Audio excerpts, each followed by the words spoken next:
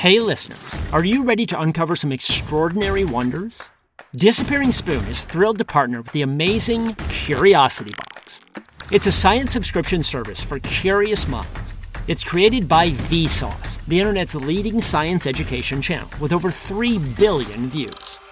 This season's box is packed with goodies that will fascinate and inspire you.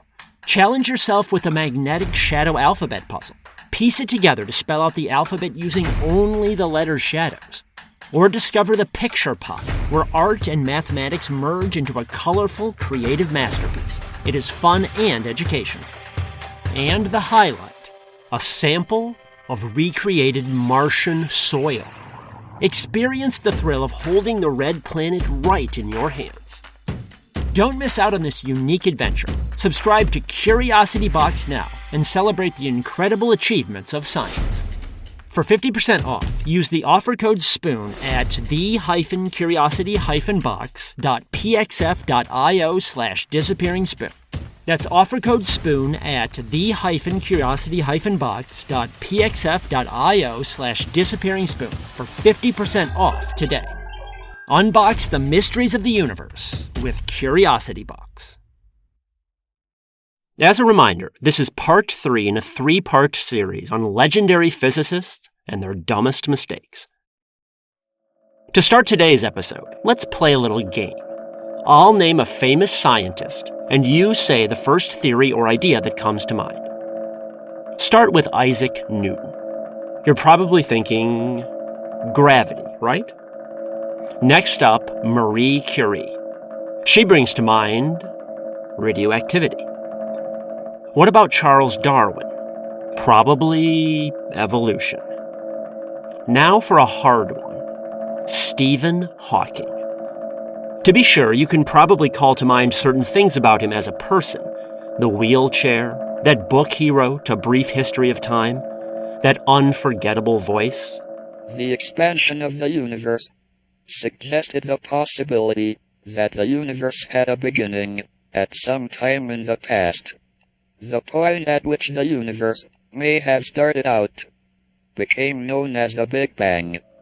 But what exactly did Hawking do scientifically?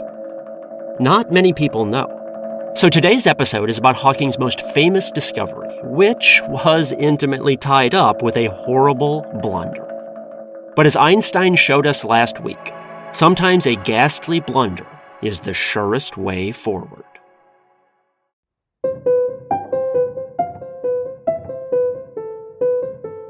From the Science History Institute, this is Sam Keene and the Disappearing Spoon, a topsy-turvy, science-y history podcast, where footnotes become the real story.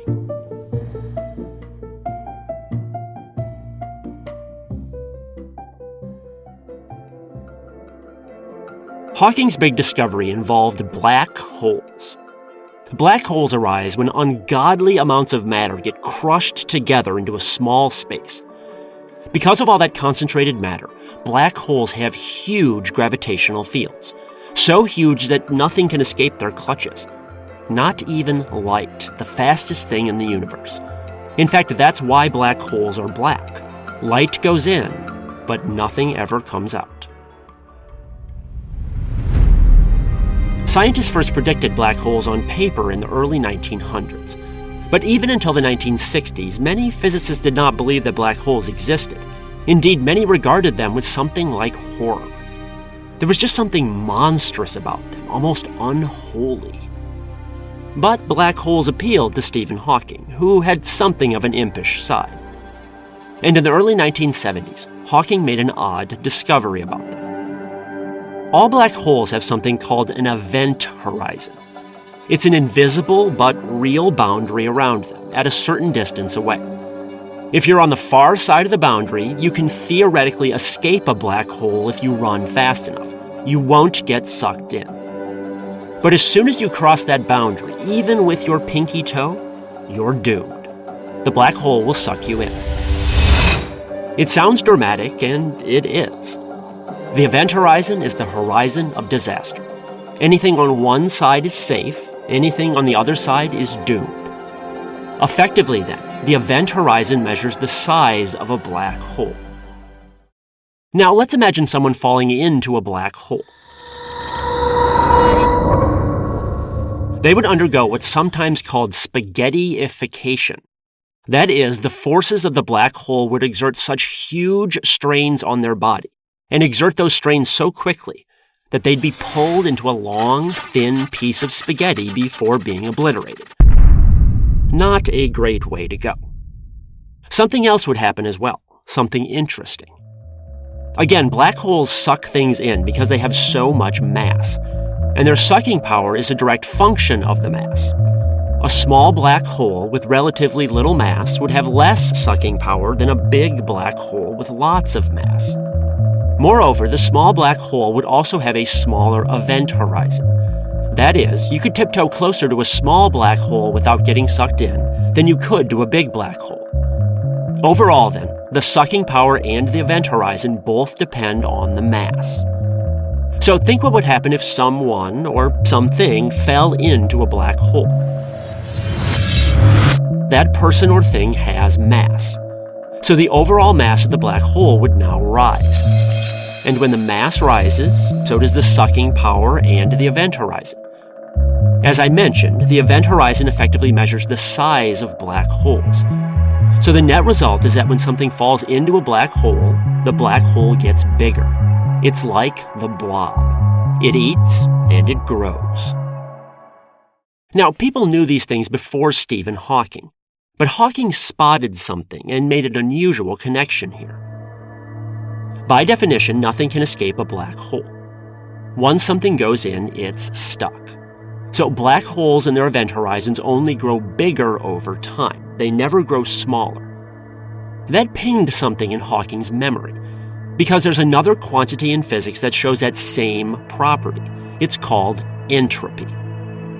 Entropy comes from the field of thermodynamics, the study of heat. Entropy is essentially a measure of disorder, of chaos. And according to the laws of thermodynamics, entropy never ever goes down. Disorder always increases. It's why old buildings and things always spontaneously decay, but never spontaneously heal themselves. Entropy disorder always increases. For a long time, scientists thought entropy was unique in this. Other physical quantities could go up or down in value. Entropy alone went one direction. But Hawking proposed that the size of black holes also belongs on this elite list. As far as anyone knew, those were the only two quantities in the universe that never decreased. Now, Hawking did not think too much about this connection. He was just being clever in pointing it out. He certainly didn't think there was some sort of deep link between entropy and black holes. In fact, he resisted the very idea. For one thing, if black holes have entropy, that implies that they have energy, have heat. That also implies that they have a temperature, which is a little weird. How would you measure the temperature of a black hole? Stick a thermometer in there? It seems kind of silly. Moreover, if black holes had heat, they would also have to radiate energy into cold outer space. This radiated energy would be in the form of light rays. But that's a contradiction. Remember, nothing can escape a black hole, not even light. Therefore, Hawking said, black holes do not radiate heat. In a deeper sense, Hawking was saying that the laws of thermodynamics simply do not apply to black holes. They were such monstrous singularities that the very laws of physics broke down in their presence. Overall, then, the fact that entropy and black hole size were the only two known quantities that always increased was just a coincidence, nothing more. Or so Hawking thought. But one person was not convinced. Hawking's foil here was an unlikely one. Whereas Hawking had been a boy genius growing up in England and attended posh Cambridge and Oxford, Jacob Bekenstein was the son of poor Jewish refugees from Mexico. His dad was a carpenter. But Jacob had some smarts. He was fascinated by Sputnik, and he used to build homemade rockets from chemicals that he bought in medical supply stores. When his family moved to New York in the 1960s, he pursued a PhD in physics. His mentor was named John Wheeler, a true oddball. Wheeler was a staunch U.S. patriot during the Cold War, but he also had communist friends. He was a stern, straight-ticket conservative, but he adored the civil rights movement. When Wheeler got bored in meetings, which happened pretty often, he would randomly pop paper bags to liven things up, which did not exactly endear him to the speakers. Still, Wheeler was a good physicist. He actually coined the term black hole, and he saw something in Bekenstein. Perhaps they bonded over their love of rocketry and explosives. Wheeler actually lost part of a finger as a child to a wayward firecracker. At any rate, one day in 1971, Bekenstein picked up a paper by that hotshot Stephen Hawking. This was the paper where Hawking pointed out his amusing little idea that both entropy and the size of black holes always increase. He also suggested that black holes violate the laws of thermodynamics, since they cannot possibly radiate heat or have a temperature. But that conclusion did not sit right with Bekenstein. Saying that something violated the laws of thermodynamics seemed crazy to him. Thermodynamics is a wildly successful theory, utterly universal. How could black holes skirt this fundamental law of nature? So Bekenstein sat down to do some calculations. And sure enough, with a little work, he found something interesting. It went like this. If you toss something into a black hole, you increase its mass. But according to Einstein and E equals mc squared, mass and energy are interrelated. If you increase mass, you increase energy. And if you increase energy, you increase the entropy disorder. So by the transitive property, increasing a black hole's mass increases its entropy. But as we just learned, increasing the mass also increases the size of a black hole's event horizon. So ultimately, both entropy and the black hole's size increase in lockstep. You can use one to measure the other. This little chain of reasoning pleased Bekenstein. Maybe there was a connection between entropy and black holes after all. Still, there was one big, glaring objection here. If black holes have entropy, they have to radiate heat in the form of light rays. But how could that be if nothing can escape them? It was a paradox, and frankly, Bekenstein didn't know how to resolve this paradox. So he talked to his mentor, Wheeler, about it. Wheeler didn't know how to resolve the paradox either, but he encouraged Bekenstein to publish anyway. Your idea is so crazy, he said, that it just might be right. So Bekenstein did publish it, having no idea what an uproar it would cause.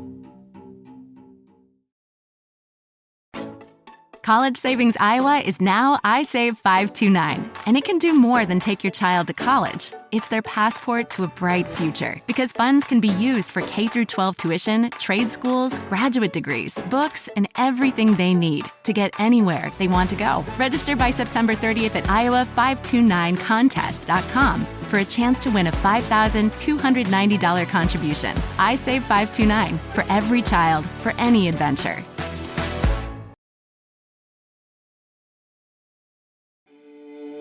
When Bekenstein's paper came out in 1972, most people just laughed. Hadn't he read Hawking's fatal objections to linking entropy with black holes? Jeez. As Bekenstein later recalled, those were lonely years. Hawking, meanwhile, was furious. He felt that Bekenstein had taken his beautiful work and twisted it into something ugly. How dare he? So Hawking set out to prove this punk Bekenstein wrong and put him in his place. Except things did not quite work out that way. Hawking started fiddling with his calculations, turning them this way and that, trying to see where Bekenstein went astray. But the deeper he got, the more evidence started piling up in Bekenstein's favor. Everything Hawking did suggested that black holes not only had entropy, but that they radiated heat. At this point, Hawking got a little panicky. He decided he had to keep this work absolutely top secret. He was terrified that word would leak out and that Bekenstein would use it as evidence against him. Hawking was certain there was a flaw somewhere, something subtle that he'd overlooked. He just had to find out what. It grew into an obsession. But after 2 years of exhausting labor, Hawking eventually had to swallow hard and admit, that he had blundered. Bekenstein was right. Black holes seemed to radiate heat. But what about that paradox? Hawking thought long and hard about it. And I know this is going to sound weird. This was a problem involving thermodynamics and general relativity. But Hawking developed a hunch, just a hunch, that maybe the way to resolve the paradox lay in a third branch of physics, quantum mechanics. Now, the explanation that follows is an analogy. It's not reality. So keep that in mind. But Hawking's hunch involved none other than vacuum energy, the energy of empty space that we talked about last episode. Remember, because of vacuum energy, ghost particles blip into and out of existence all the time. These include particles of light, so-called photons. These magically appearing photons always arise in pairs. You always get two of them. And they have a funny property. They cancel each other out. That is, if photon A collides with photon B, they annihilate each other. Afterward, it's like they never existed. And 99.9999 whatever percent of the time, that's exactly what happens. Two photons blip into existence, get a brief taste of life, then collide and disappear. But something different happens near black holes. Let's say that two photons happen to blip into existence right on the edge of the event horizon. And let's say photon A goes left. Because of that, it skirts the event horizon. But unlucky particle B goes right and blunders past the event horizon. Now it's stuck. It's sucked into the black hole. And because it's lost for good, particle A never gets canceled out. It escapes and zips away into the wider universe. Now imagine this happening lots and lots and lots, billions upon billions of times, all right on the edge of a black hole. It would look like a shower of light radiating from the black hole. And from a distance, you could measure this light's energy and convert that into a temperature. It would look like the black hole was radiating heat. So this resolved the paradox. Black holes do not radiate heat from inside the event horizon because nothing can escape from inside. But black holes can create the conditions for heat to escape right outside them. It's a subtle difference, but it's enough to salvage things. Now, Hawking himself has used this analogy of particles escaping the edge of event horizons to explain his work. But again, it is an analogy. The reality is more complicated. But the general picture holds. Black holes do have entropy and a temperature, and they create the conditions to radiate heat in the form of photons. It turns out that black holes aren't so black after all. These photons are now known as Hawking radiation. It's the discovery he's most famous for, and he never could have made it without making his original blunder and being corrected by Jacob Bekenstein. This wasn't the only time Stephen Hawking was wrong. In fact, he had something of a history of making bold statements about scientific controversies and getting them backwards. I actually put together not one, but two bonus episodes about these blunders at patreon.com/disappearingspoon. The first bonus involves some wagers that Hawking made and lost, including one involving a dirty magazine and a very angry wife. The second bonus covers a story where Hawking was on stage giving a talk in Russia while another scientist translated for him. Except the other scientist had recently discovered something that disproved everything Hawking was saying, and the other scientist had to sit and translate it anyway, knowing Hawking's ideas were doomed. Talk about awkward. But it's a great story, so check it out. That's patreon.com/disappearingspoon. But to wrap up the story of Hawking radiation, honestly, this discovery might not seem as grand as the big ideas mentioned at the outset of the episode. Does it really compare to the majesty of Newton or Einstein or Marie Curie? Maybe not now. But in the future, we might have a different perspective. It's not very well known, but quantum mechanics and Einstein's theory of relativity actually don't play very well together. For instance, remember last episode when they made opposing predictions that differed by 121 orders of magnitude? Not good. And that's far from the only time they contradict each other. But Hawking's work on black holes links quantum mechanics and relativity together in a neat little package. That's a significant accomplishment. And it could point the way to the ultimate goal of physics, a so-called grand unified theory of everything that encompasses both quantum mechanics and relativity and tucks them into something larger. So if we played that word association game again, and I said Stephen Hawking, go ahead and think about the book he wrote and all the obstacles he overcame in his life. That's pretty darn amazing.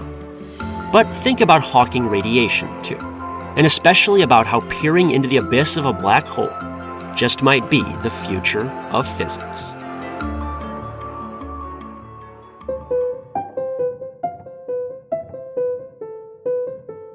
This is the Disappearing Spoon podcast, brought to you by the Science History Institute. Find out more about their library, museum, and multimedia magazine at sciencehistory.org. Make sure you check out the Science History Institute's other awesome podcast, Distillations. You can find their in-depth narrative stories and interviews about everything from space junk to sex, drugs, and migraines, anywhere you get your podcast, and on their website, distillations.org.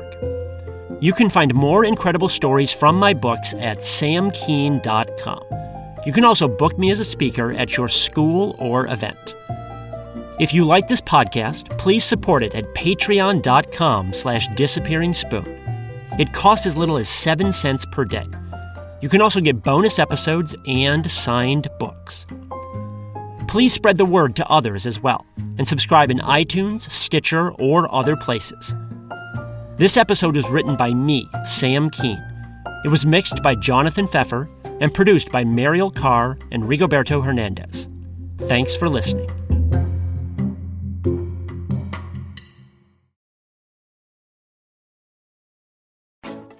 College Savings Iowa is now iSave 529, and it can do more than take your child to college. It's their passport to a bright future, because funds can be used for K-12 tuition, trade schools, graduate degrees, books, and everything they need to get anywhere they want to go. Register by September 30th at iowa529contest.com for a chance to win a $5,290 contribution. iSave 529, for every child, for any adventure.